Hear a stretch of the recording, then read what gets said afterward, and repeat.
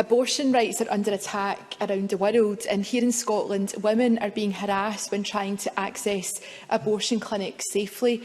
The implementation of buffer zones around clinics has stalled, and campaigners like Back Off Scotland are looking to the Scottish Government for leadership and support. Does the First Minister agree that anyone accessing abortion health care in Scotland should be able to do so safely and free from harassment? And will the Government reassess its position on legislating for abortion clinic buffer zones?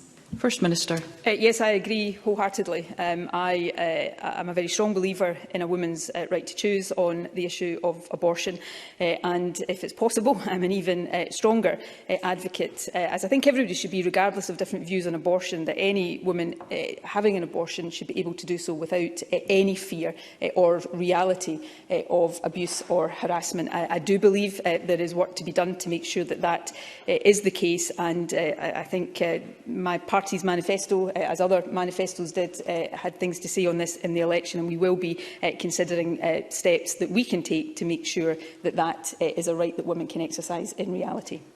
Abuse, harassment, safety concerns. We're now going to find out what's going on at these prayer vigils. They're mainly in Edinburgh, so I'm just going to go along and have a look. I'll see you there.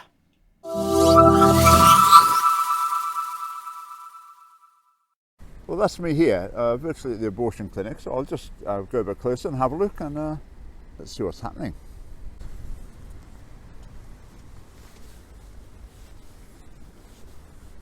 Well, no baying mobs at the moment. Not aware of any harassment going on, or intimidation, but let's see. So here we are right at the clinic entrance. There we are. Right, oh. Aha. Here we are.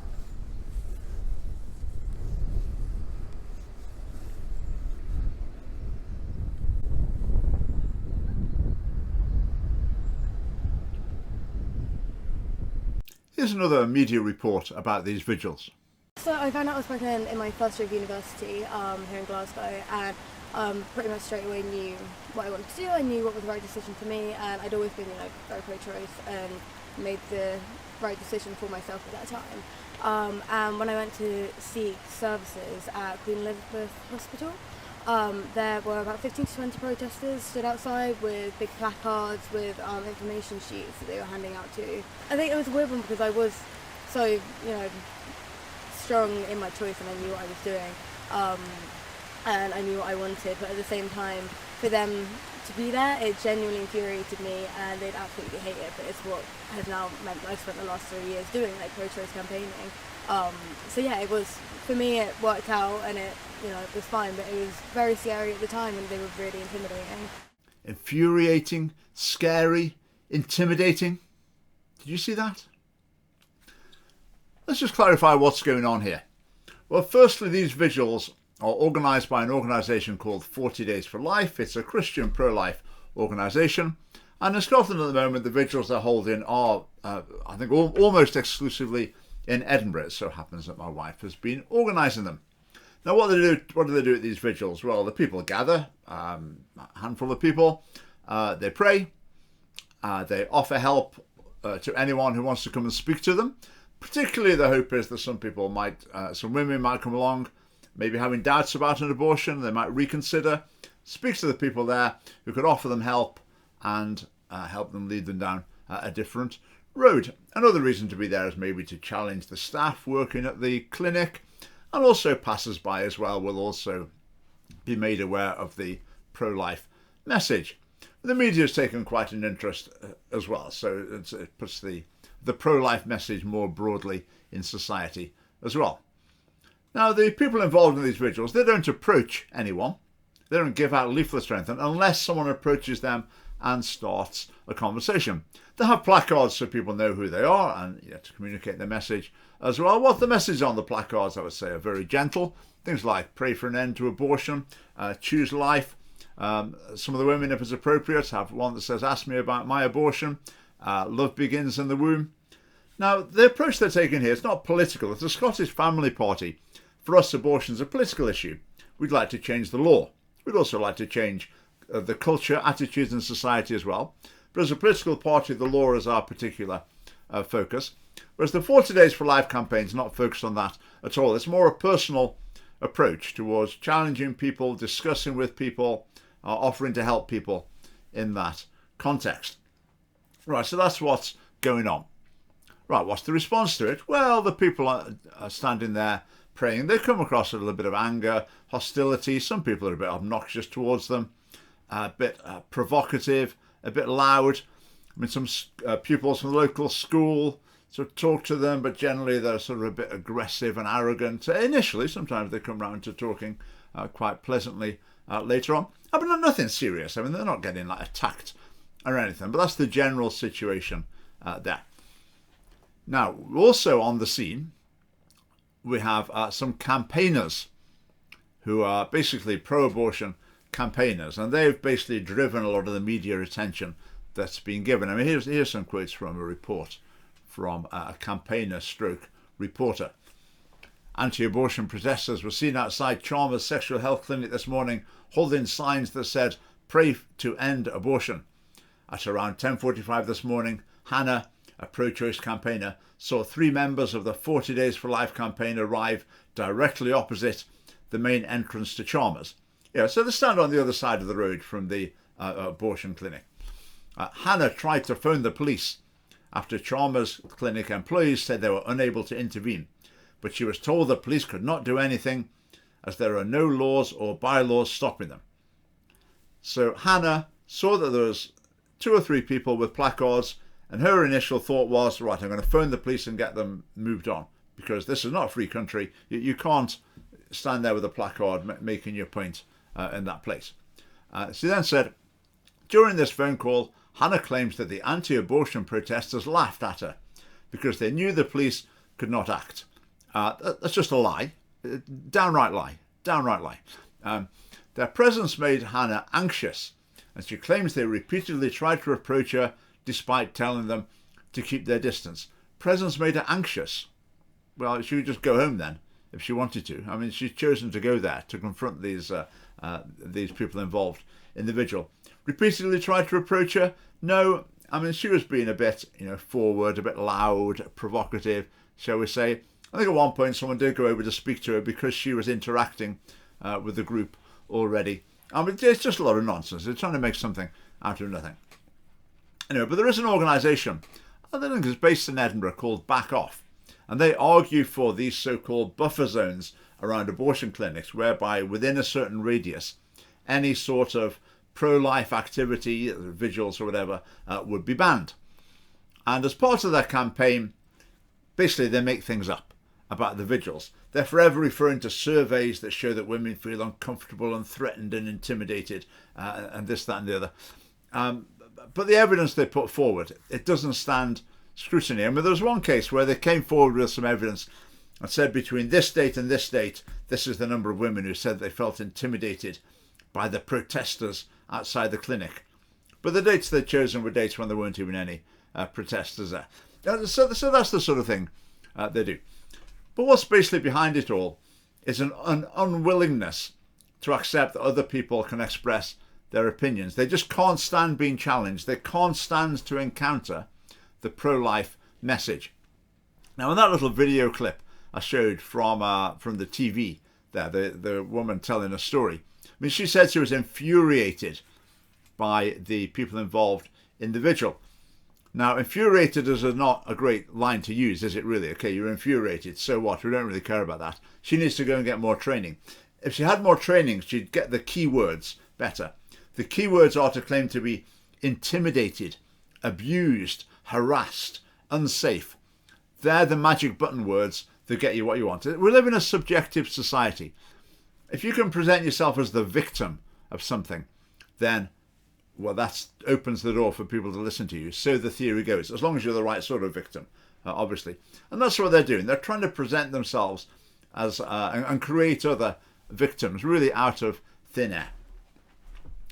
Now, if all these people involved in these these objections to the vigil, maybe women who've gone to abortions, have abortions as well, if they're complaining about it, I really would ask a question about that. I mean, just imagine this. Imagine that you needed a life-saving blood transfusion and you arrived at the hospital and there was a handful of Jehovah's Witnesses there holding placards up saying, "Pray for an end to blood transfusions." And if you went and spoke to them, they would try and explain their position to you, that they thought blood transfusions were wrong and that you shouldn't get one. Okay, if that happened to you when you went for your blood transfusion, how would you feel? Would you be infuriated? Would you just be full of anger at that? No. If that happened to me, I would just look at them and think, no, they're wrong. I don't agree. My conscience is not troubling me in the slightest in having a blood transfusion. So, okay, they may think that, but I'm not really bothered. So why is that not the case with the pro-life presence at abortion clinics? Well, maybe the reason is that maybe it does strike at people's conscience and something in them does say, yep, I really know that what I'm doing isn't right. And if you face that, if someone challenges you morally, you can either go one of two ways. You can either accept that and change course. If you don't accept it and you press on in the direction where your conscience is saying this is not right, then often that comes out as anger and hostility towards the people basically who pricked your conscience. And personally, that's what I think is going on in a lot of cases here. Right, so we'll then get to the media and politics. Now in the media, the portrayal of this issue, of the pro-life issue, abortion issue entirely, is very, very one-sided. In the election campaign, when we put our projections on the Chalmers Clinic, love begins in the womb, unborn lives matter, etc. That was an immediate TV news story because pro-life activism in Scotland is suppressed to such a low level that anything gets attention, and the pro-choice side really want to stamp out any hint at all of pro-life activism. So there really isn't much of it, but when there are some people who just dare put their head above the parapet and say, we value the lives of unborn children, they really come down on them hard to just try and eliminate all opposition completely to abortion in Scotland. Now, in the media, abortion is always presented as a feminist issue, and generally speaking, if it's a feminist issue, that means no one will disagree with it. In the mainstream media, pretty well within the Parliament as well, certainly all the parties within the Parliament. Now, you heard Nicola Sturgeon there. Abortion healthcare. The word healthcare, very interesting. They only seem to be applied to things that aren't really healthcare. The only time I hear them used are for abortion healthcare, which I think is inappropriate, and the other context they get used is like transgender healthcare, which again I don't think is really a form of healthcare. So the general rule seems to be if people tack healthcare to the end of something, it's a way of trying to justify something that actually isn't properly classified as healthcare. So the buffer zone issue, the idea that there's basically vigils, protests, whatever, are going to be banned within a certain radius of any abortion facilities. What's happening with that? Well, councils tend to say we can't do it, we need the government to pass a law. The government's tended to say council could do it, they don't need us to pass a law. Okay, the intricacies of that argument, I really don't know who's right and who's wrong about that. But my feeling is that before too long, there probably will be a law banning such vigils outside abortion clinics. And when that happens, if it happens, well, it'd be interesting to see how pro-life activism is diverted in other directions. Well, it'll be interesting to see how things develop. There's the Scottish Family Party, who would obviously oppose buffer zones, but that's really a very, very secondary issue. The central issue is defending human life, stopping unborn children being killed. That's the real central issue, and that's what we will fight on. So that clip from First Minister's questions that we started off with, it was basically proceeding on the premises that were false. It was proceeding on the premise that women were being abused and harassed at abortion clinics, which basically is just a lie. It's just not true. But hey, it's the Scottish Parliament. Who's there to present the other side of the story? Don't worry about it. It will do. Just the discussion can carry on without any challenge. Right, if the Scottish Family Party had MSPs in the Scottish Parliament, we might have a First Minister's question time a bit like this. First Minister, because of the policies of your government, unborn children are being killed in Scotland every day. Why do you regard the taking of innocent human lives on an industrial scale as acceptable in a civilised society? Right, there wouldn't be an answer straight away because there would be absolute outrage in the Parliament. There would people would be shouting, stamping their feet, calling for me to be thrown out of the chamber. I mean, if I'd asked the question, there would be absolute mayhem. But eventually the presiding officer would regain control and it would calm down sufficiently for Nicola Sturgeon to reply. What would she say? I think she'd say something like, oh, this is a matter of women's rights. You know, abortion's always a very difficult decision, but we believe that women have got a human right to reproductive health care. Then you'd have to wait a while for the cheers to die down after that. Then, thank you for your answer, First Minister, but it was not an answer to the question that was asked. Why do you regard the taking of innocent human lives on an industrial scale as acceptable in a civilised society? Right, I think she'd maybe answer something like, well, it's a very complex issue and opinions differ, but the SNP's policies are in accord with international conventions and the well-being of women is at the heart of our priorities. So that's your justification for killing unborn children. She'd either say yes, she'd say, I don't know where she'd go from there. I don't know where she'd go. Now, I bet she wouldn't know where she'd go either because she's so confident she's never going to be put on the spot on this issue. She probably hasn't even bothered to have a response prepared for that situation. So do you want that to be happening in the Scottish Parliament? Instead of that exchange you saw at the video, beginning of the video? Well, if that's what you want to see happening, then you need to support and then vote for the Scottish Family Party. Right, just to finish off, during the election campaign, I did this silly little picture. I can't draw, obviously, as you can see, but I sometimes do little cartoons if no one else has done one. So I did this one. It was a response to some things, to particularly what Christians were saying to the Scottish Family Party. And this was to encapsulate the point. So we've got someone there with a pro-life placard.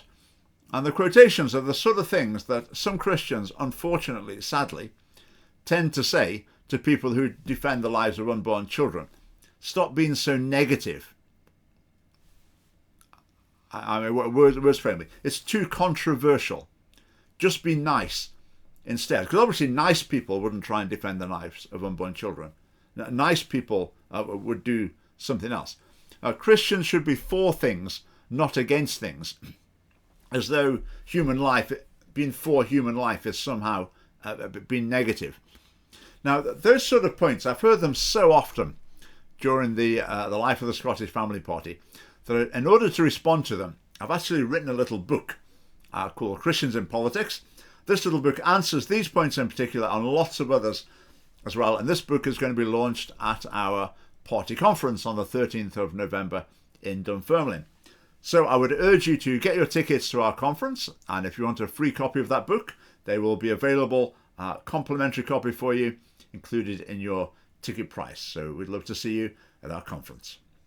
Thanks for watching.